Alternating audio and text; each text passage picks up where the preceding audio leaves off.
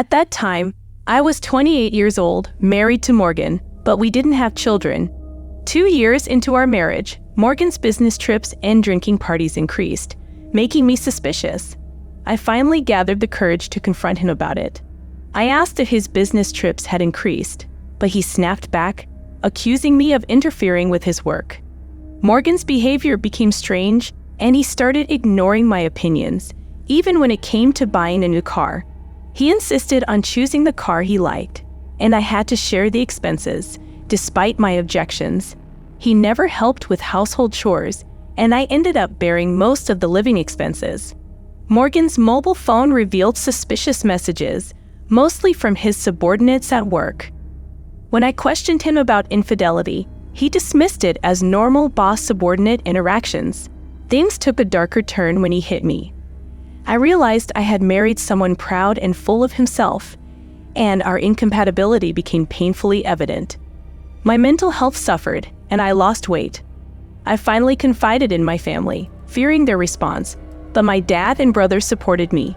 Dad advised me to get rid of Morgan and come back home. Realizing I no longer loved Morgan and that my fear of divorce was holding me back, I decided to end the marriage. I took matters into my own hands, gathering evidence of Morgan's affair. I hired a detective and a lawyer, deciding to handle the divorce negotiations myself. My family offered help, but I only asked for their support from behind. Jacob, my brother, encouraged me to do it thoroughly. I secretly forwarded suspicious texts from Morgan's phone, saved messages on his computer, and even installed a GPS in his car. Despite the challenges of finding a detective agency and a lawyer, I pressed on with determination. I contacted an agency advertising in the paper and met with their investigator at a cafe. As he became pushy, insisting on unnecessary details and trying to add extra options to increase the investigation fee, I found myself in a challenging situation. He even suggested taking a loan for the investigation, but I politely refused. I searched for another agency and found one with reasonable fees. With a GPS in the car, I already knew Morgan's and his affair partner's movements. I had her address and name, making the investigation minimal. The detective I hired efficiently captured her dates and hotel entries. The head of the detective agency praised me for making their investigation easy by gathering evidence. With a good amount of evidence, I started looking for a law firm. I faced rejections initially but persisted in my search. Eventually, I found a lawyer who understood my situation at a firm offering paid consultations. At this point, I was so resolved that I didn't care about Morgan's texts or dates with his affair partner. I began to eat again, and my will to leave returned. Living normally, Morgan started to grumble, perhaps feeling guilty, but it was too late for that. I preferred him to continue carefree, as it worked in my favor for the divorce. I was determined to fight thoroughly. Morgan seemed concerned, but he couldn't resist his instincts, continuing his outings under the guise of meetings. Finally, preparations were almost complete. As Morgan left for his usual rendezvous, I packed my bags and left for my parents' house. Driving there, I felt a weight lift off my shoulders. I remembered an important detail. I had forgotten to retrieve the GPS I planted in Morgan's car, which I had partially paid for. Checking the location, I found the car parked at their favorite hotel. So, I decided to retrieve it with the help of my brother Jacob. He was excited, as if preparing for battle, and accompanied me, concerned that I couldn't handle it alone. However, he was the one who needed to calm down. Jacob successfully retrieved the GPS from Morgan's car in the hotel parking lot. Despite having paid half for the car, I hardly drove it. His affair partner was always in the passenger seat. I lamented this, but Jacob reacted strongly, suggesting I drive it. Despite my hesitation, I decided to drive a bit mischievously. When I parked again, I chose a different spot and parked the car awkwardly at an angle. Jacob exclaimed that diagonal parking was perfect. We locked the car and left with the GPS. Jacob joked that this would give the couple something to talk about when they saw the car parked like that.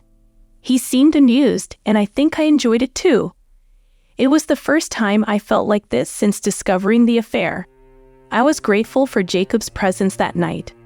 We shared a hotel story with my family, laughing and having a great time. I might have been overly excited, trying to reclaim the time of loss and misery. My family created a bright atmosphere, caring for me.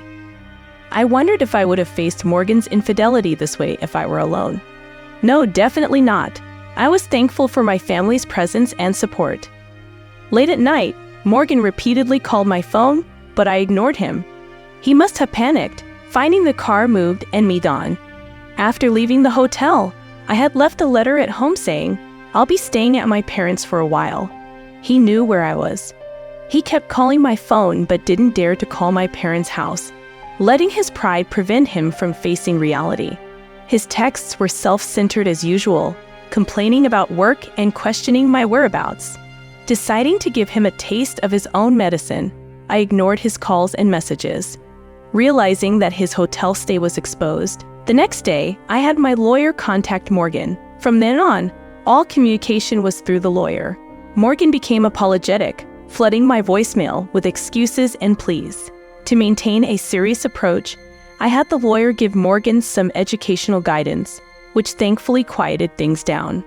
Following the plan with my lawyer, I sent a certified letter to the affair partner, claiming compensation in a divorce case.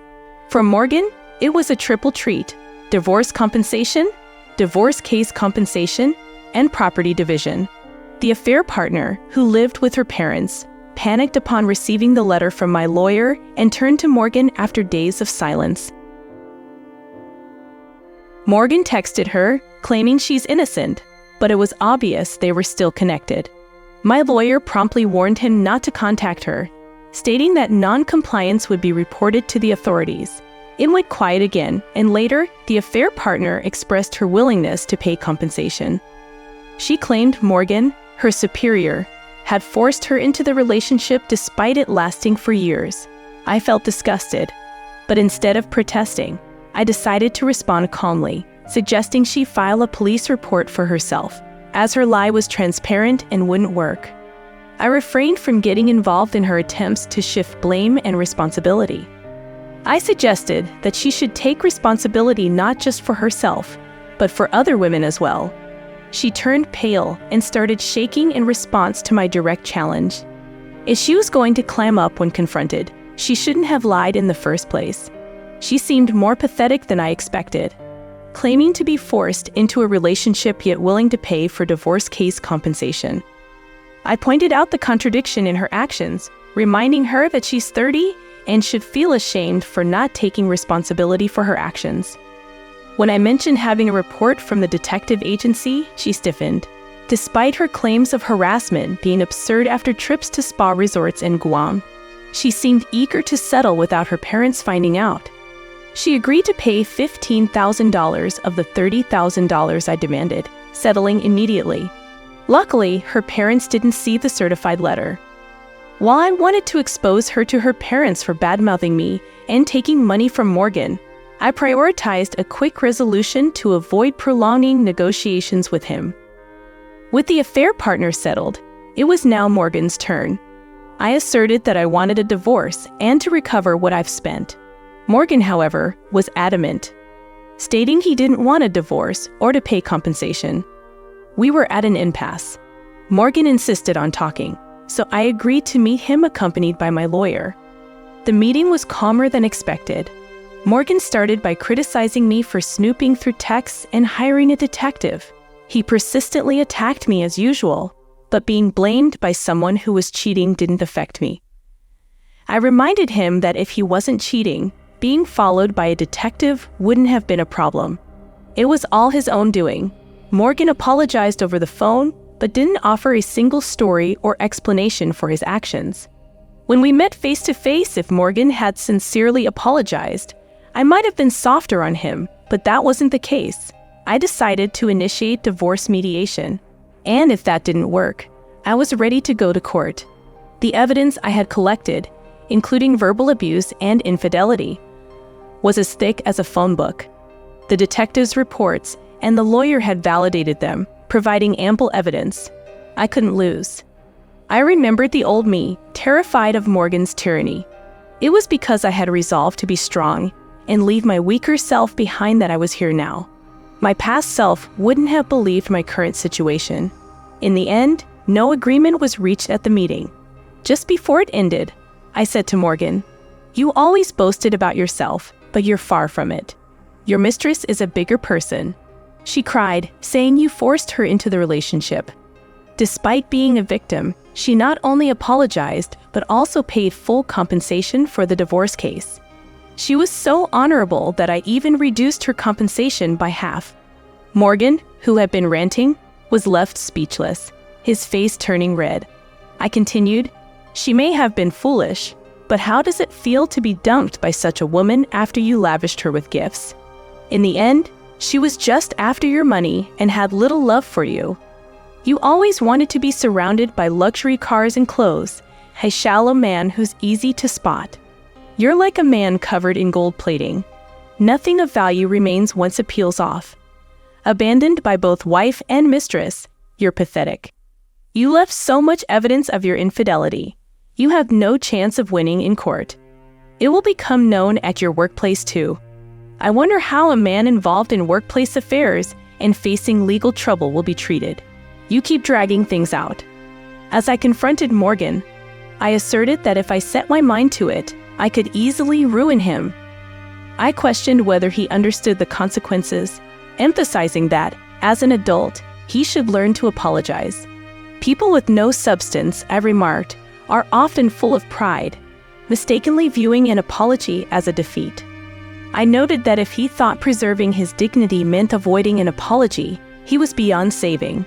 To others, he was just a pathetic man who couldn't accept defeat, and I urged him to keep that in mind.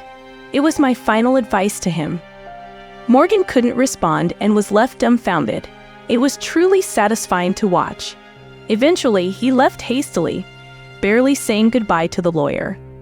I anticipated that this might take longer than expected and thought I might have to settle the matter in family court.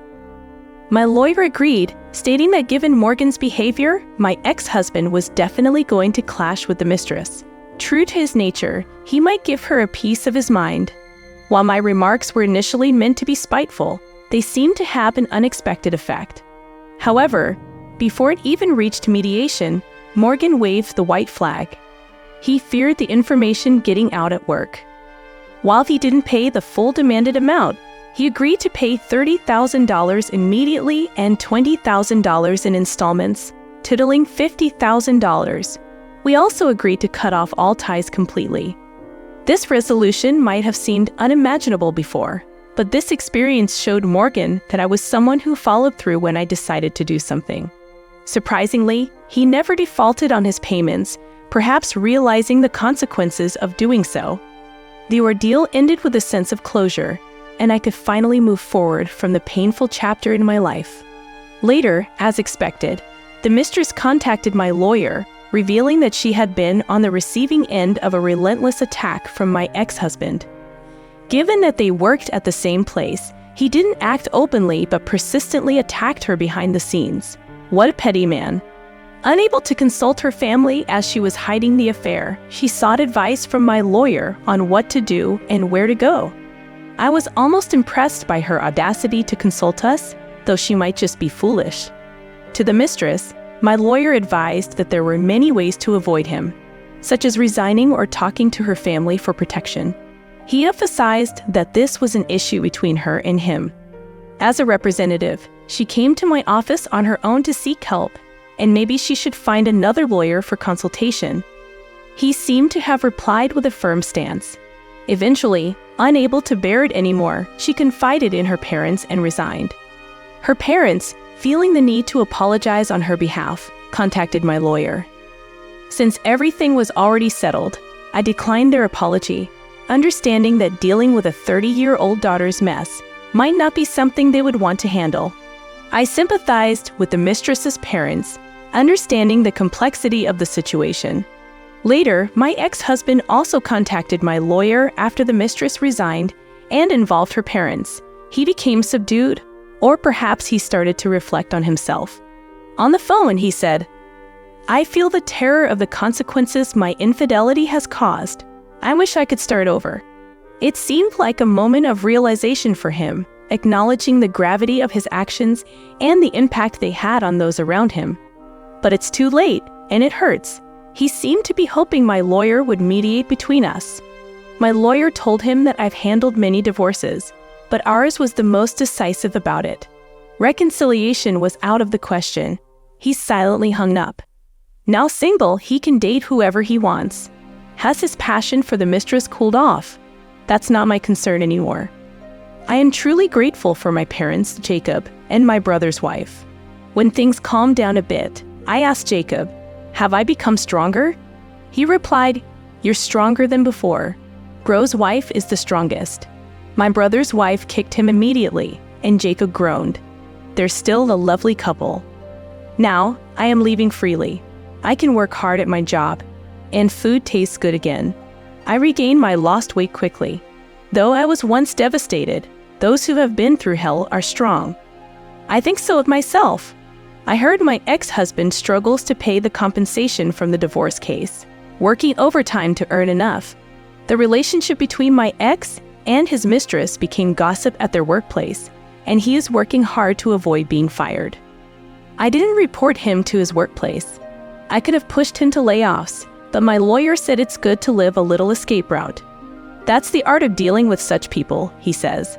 It's the ultimate trick when dealing with that kind of people. It's been 30 years since then. I remarried my current husband and had 2 children. They are independent now, each building their own family.